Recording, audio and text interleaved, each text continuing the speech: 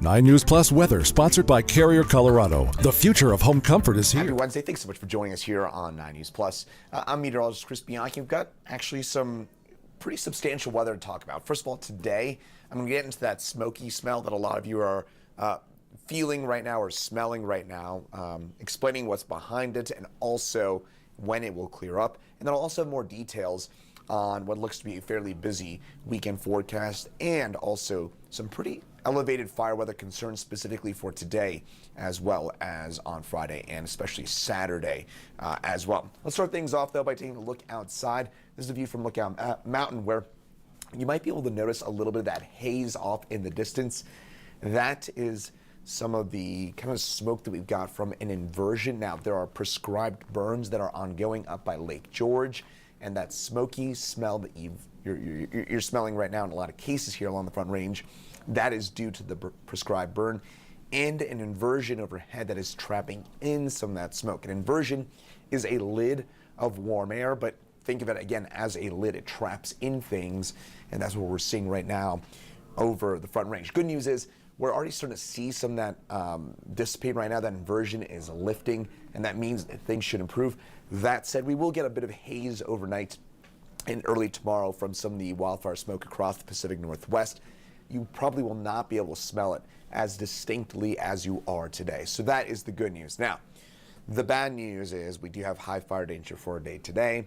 That will likely continue for tomorrow, Friday, and Saturday, varying degrees, but today it looks to be especially bad. And also, by the way, Friday, Saturday as well. We do have some dry, mild weather that will continue, and then big changes coming up this weekend that hopefully will bring us some meaningful moisture, certainly on up into the mountains. Red flag warning in place for much of northeast Colorado today. Does not include Denver, but it's just not quite windy enough in Denver for a red flag warning. We'll be talking about winds under probably 20 miles an hour here in town, but red flag warning across much of northeast Colorado. That's where winds will be up to about 35 miles an hour, so avoid any outdoor burning today. Make sure that you're keeping safe today with any of those fire weather precautions. Those should be in place for today. Winds will be, as I mentioned, especially gusty for the Northeast Plains, Greeley, Fort Morgan, Lyman, Deer Trail on east there. That's where those winds will be in the 25 to 35 mile an hour range. Notice in Denver, probably between about 10 to maybe 20 mile an hour winds for us here in town, and those winds do dissipate tonight, and we should have calmer winds tomorrow.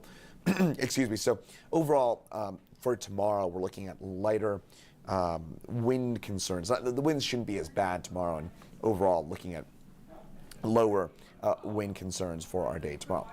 Now, HD Doppler radar not showing much right now. We're not going to see anything really on the radar today, tomorrow, and probably through the end of the work week, and then things start to change by the weekend ahead. Today, mostly sunny skies. It is beautiful out there. As long as we can keep things safe on the fire side, it is another gorgeous fall day. And by the way, folks, just looking around town, the fall colors are just beautiful here in and around the Denver area. It is just gorgeous. What a show out there.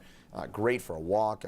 Whatever it is you're doing today, I would try and include something outside just because the weather is so nice and those fall colors are just gorgeous. So enjoy it while we've got it.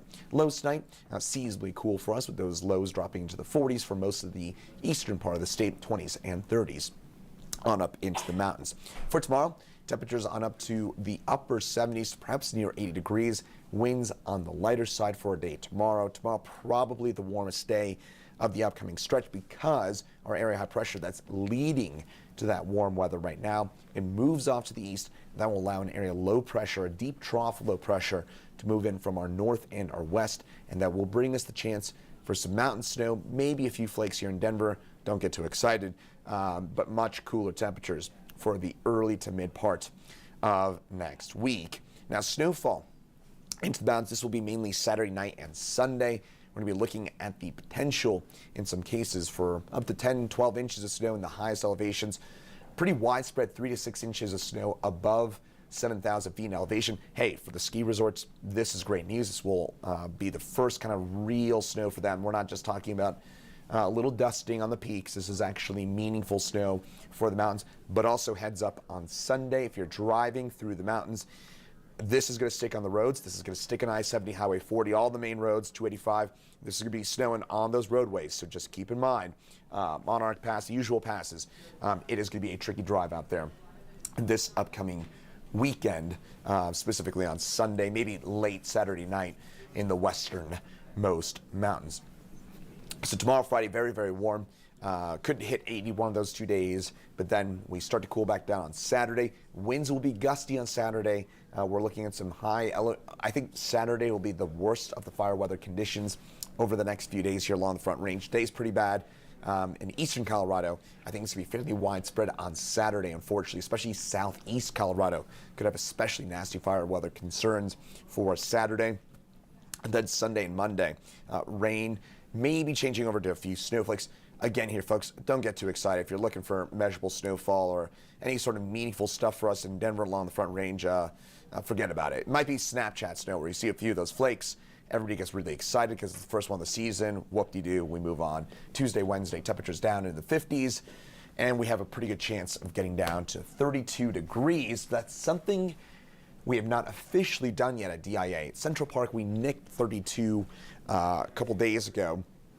Downtown Denver has not hit 32 degrees yet either, which is very unusual this late into the month of October that we have not hit freezing. And then take a look at these cities that have hit freezing or below. This morning, Oklahoma City, 28. Tulsa, 26. Birmingham, Alabama, 32 degrees this morning. Fort Smith, Arkansas, 30. So that's pretty stunning, and I'm going to look into this officially at some point later today, but this has got to be the first time in a long time that Birmingham, Oklahoma City, Tulsa, Huntsville, Alabama have hit freezing before Denver officially has. That is bizarre, but we'll probably officially get down there early to mid next week, probably, depending on the track of that system. But again, for the Front Range, Denver, don't get excited about the snow chance for early next week.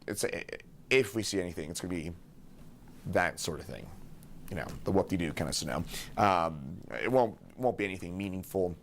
But at least we do get cooler weather and at least a couple rain snow chances into the picture for next week. And the mountains get a decent snow. That is good news. We certainly want that and need that on up into the mountains.